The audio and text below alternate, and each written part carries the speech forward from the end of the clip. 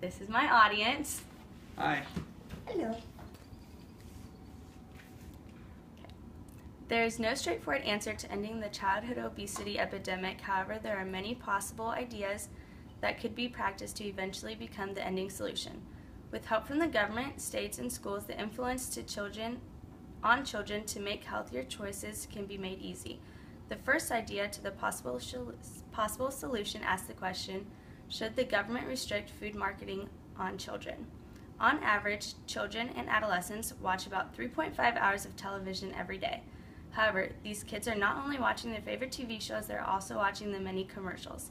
These ads are presented and geared to attract the young viewers to their usually high in sugar, fat, or sodium products.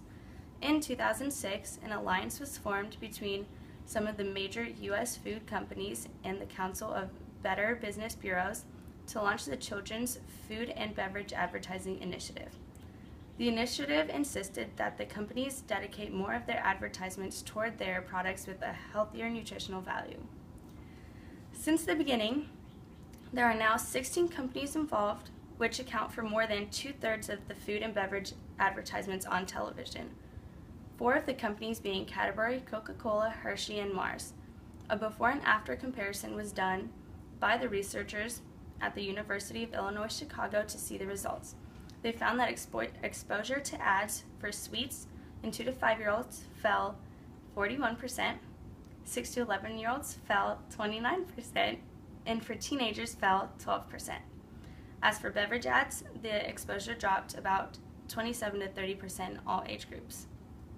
The second idea asks, should cities and states enforce taxes on sugar-sweetened beverages? Taking the inspiration from the taxes on cigarettes and the impact it has had on smoking, many organizations, one being American Public Health Association, are calling for higher taxes on beverages including sugary sodas, energy drinks, fruit drinks, and sweetened teas. The goal by doing this would be to cut consumption and ultimately reduce the number of those who are overweight and obese, while at the same time also raising revenue. Currently, there are 33 states on average that have a 5.2 sales tax on soft drinks, which the states that have used these taxes primarily use them to raise revenue. And another idea would be to implement menu labeling at restaurants. On average, Americans consume an estimated 1/3 of their daily calories on foods that are prepared outside of the home. By 2009, 13 cities, counties, and states had passed the legislation to require menu labeling. Most of the time, people have trouble accurately estimating the calorie intake.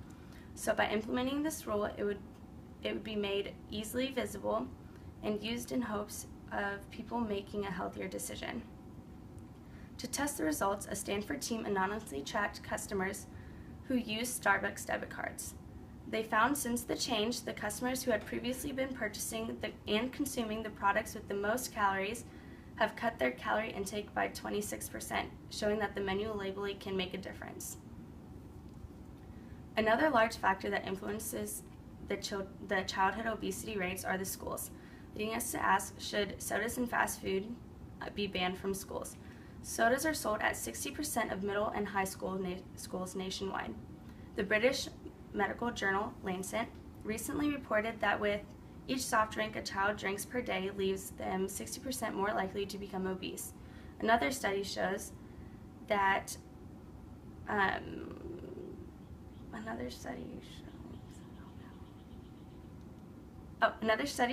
on average, overweight children drink 2 more ounces of soft drinks daily than those who are not overweight. Several states have tried to make changes by banning sodas and junk foods from the schools, or by also limiting the hours in which they are sold on campus. The schools are not only influence what the children eat during the day, but also by their physical activity. Most would agree that increasing physical activity in schools would solve part of the problem.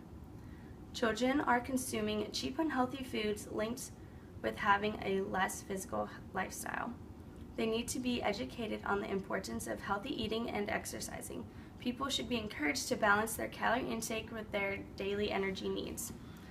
Being physically active can provide many benefits beyond decreasing the obesity rates, but also improving a person's long-term health. Although there are many possible solutions to go about decreasing the childhood obesity rates, there is no right or wrong answer.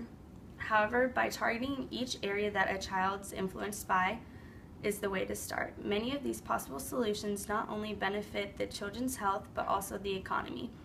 These are all seemingly simple solutions to preventing obesity that can have a large impact on not only children, but also all of society as well.